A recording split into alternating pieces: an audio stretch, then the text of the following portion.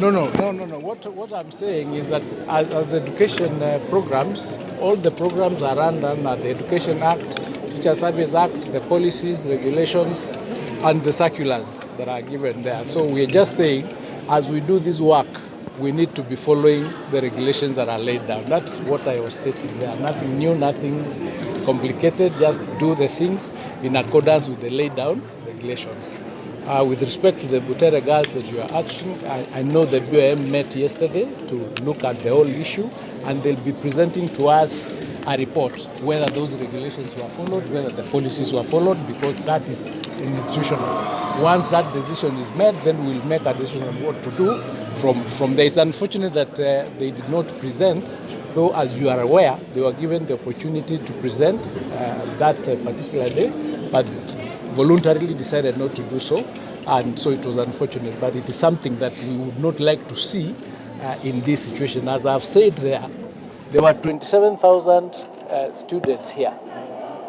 There are 800 presentations that have been done, and this exercise has ended successfully. So we wouldn't want to see our children affected by any other outside influence where their talents and their presentations are not done because of other influences. That's why we are saying, let us follow the law, let us follow the regulations, because they are there in black and white. Section 23 of the Teacher Service Act is clear, and the circular of 2018 is also clear on what the training is supposed to be. But as you know, going forward, and because of the 3 pathways that we're coming up with, we are now going to have all our programs mainstreamed. There's not really going to be anything called co-curricular because now all the subjects are going to be co, and because of that we'll be reviewing the regulations around that space. So thank you very much, and I hope you've enjoyed the presentations. The information on the social media that the teachers have already been transferred. If that information is false, is incorrect, it's not true. Yeah, we've not disbanded the board. We've not transferred any teacher, no action has been taken, because the process, we must follow due process. We must always, in this country, please learn, we must follow due process before any action is taken. Thank you, Prof. Thank you. Thank you, please be seated. Thank you, Professor. The Chairman, Kenya National Drama and Film Festival, the CEO and Group MD of Equity Bank, Dr. Mwangi, and also the Chancellor of the Open University of Kenya, the other CEOs here present, government officials here present, the teachers, the principals here present, our artists, distinguished guests, ladies and gentlemen, good afternoon. Good afternoon again. I want to start by sincerely thanking you, Chairman, and your committee for inviting me to preside over this function today, and to thank you for holding a very successful event. Congratulations. As I sat here today, and if you noticed, I was glued to my seat since I came in the morning. I was reminded of my time in school when we participated in events such as this. But the level of talent and creativity shown here today is nothing like what we had before. It is extremely high. Congratulations. My only regret, ladies and gentlemen, is that I wasn't here from the beginning of the festival, so I missed a lot. And I was thinking about the adjudicators, because as I sat, I started in my mind ranking the presentations. And as I continued, I kept changing my mind. Because it kept improving from one presentation to another. I don't know how you do it. I wish you well in getting it right. But ladies and gentlemen, this event, as the chairman has said, is an education event. And as an education event, it runs on those policies and regulations of the education sector. And I'm happy that you have adhered to those as much as was humanly possible. Congratulations again for a job well done. Ladies and gentlemen, I feel greatly honored for this glorious opportunity to preside over this gala ceremony of the 63rd Kenya National Drama and Film Festival 2025. I am extremely proud of what our young people have displayed here today. With this great potential, we are comfortable that the world of the creatives in our education institutions has come of age and in tandem with the philosophies of the competency-based education.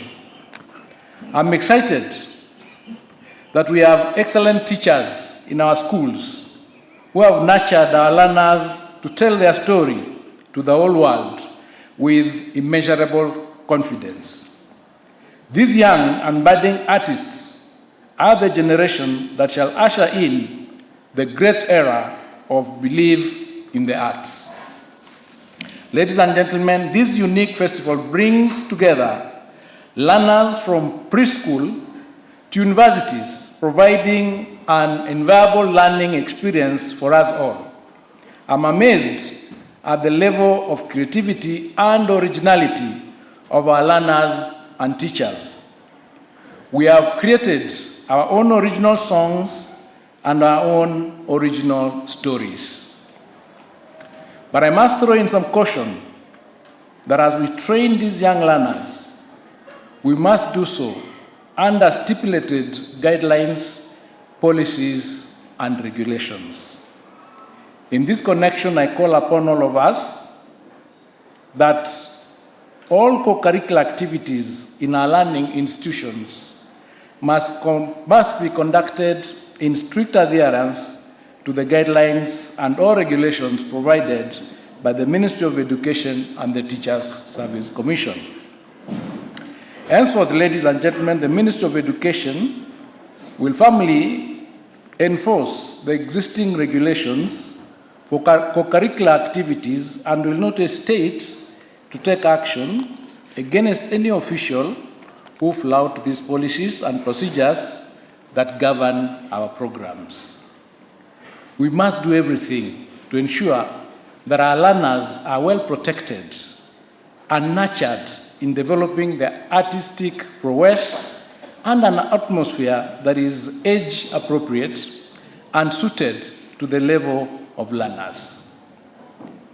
Drama and film play a very big role in promoting creativity, critical thinking, and cultural appreciation among students.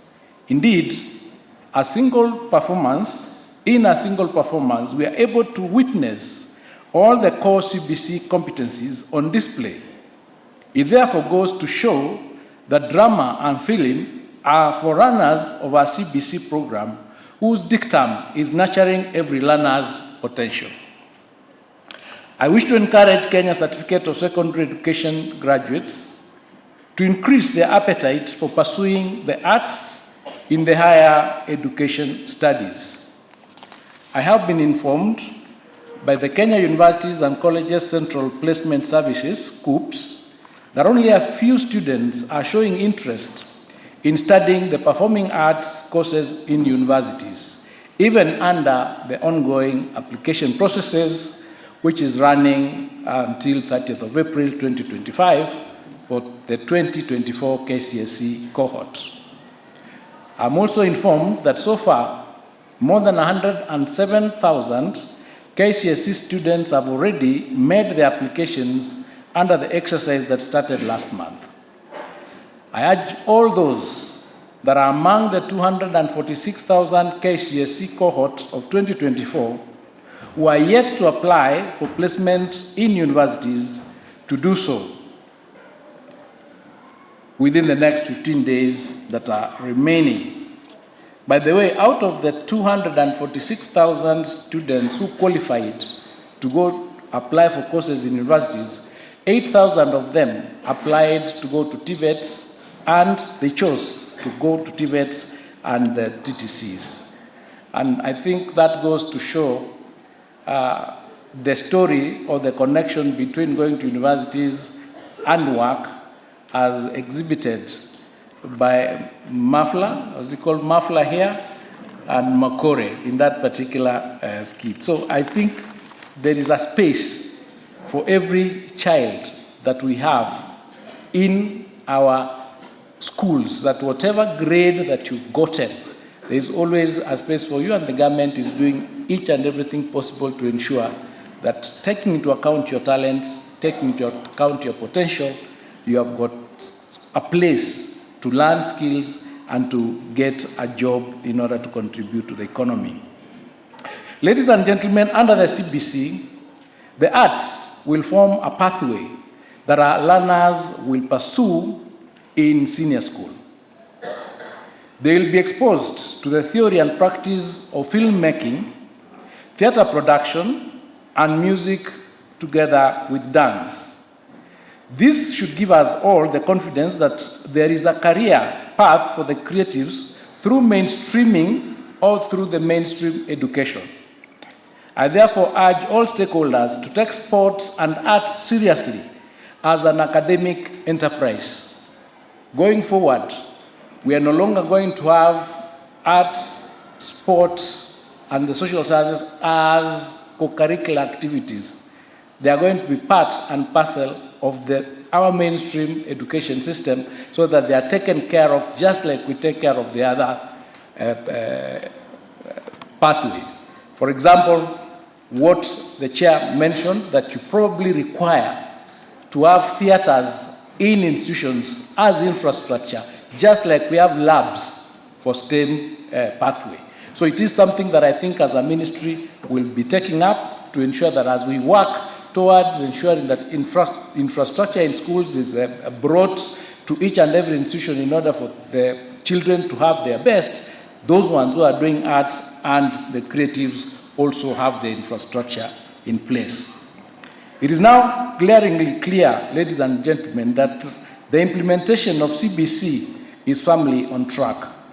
This year, we successfully managed to settle all our learners in grade 9. That issue of settling learners in grade 9 from grade 8, as you remember from late last year, it was a bit of a challenge. It made parents a bit worried, but by January, February, we were able to ensure that all our learners are properly settled in grade 9.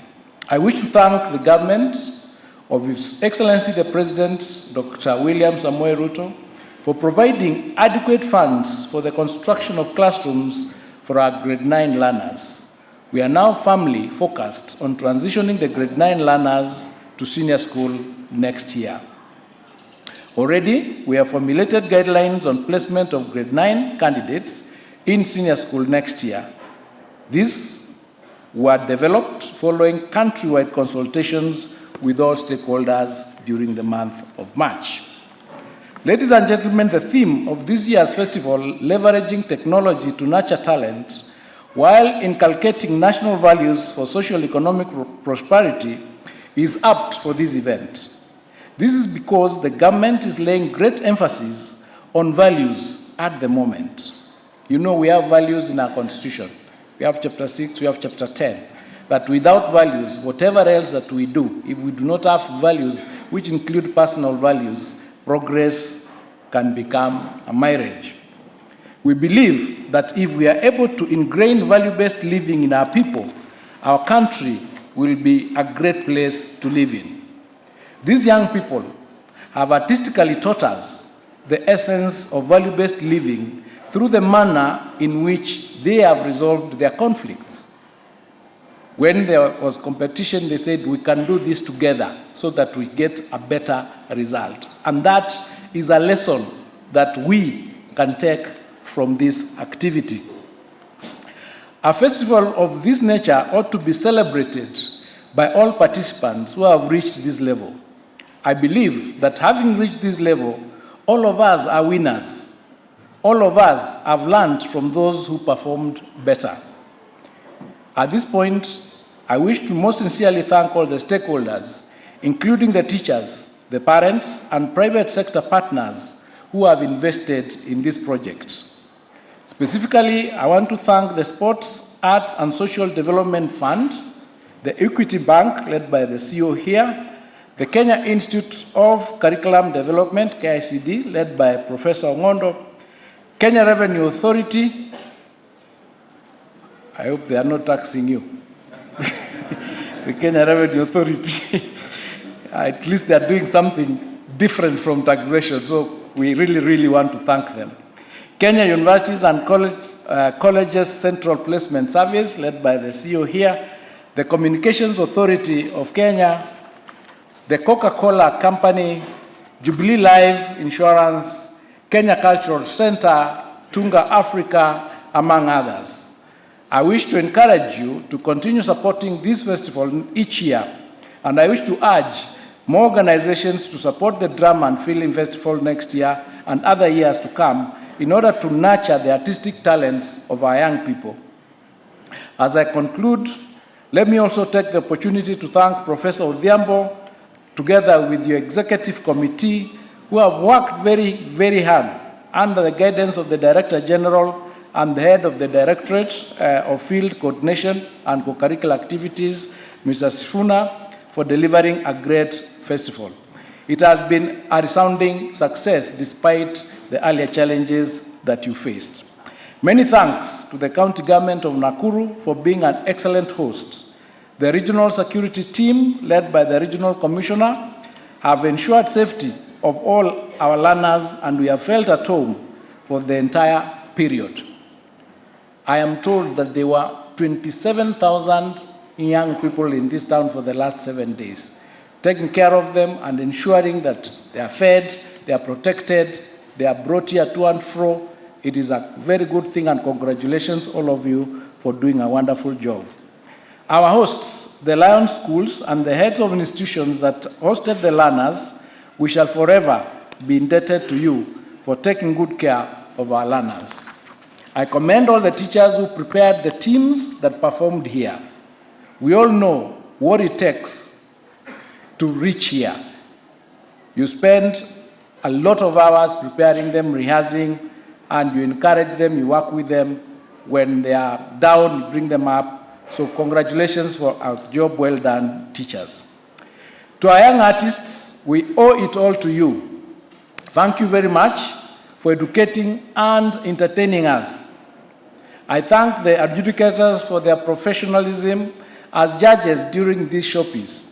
I wish to thank all of you once again for this great display and wish you a safe journey back home tomorrow when we finish this function.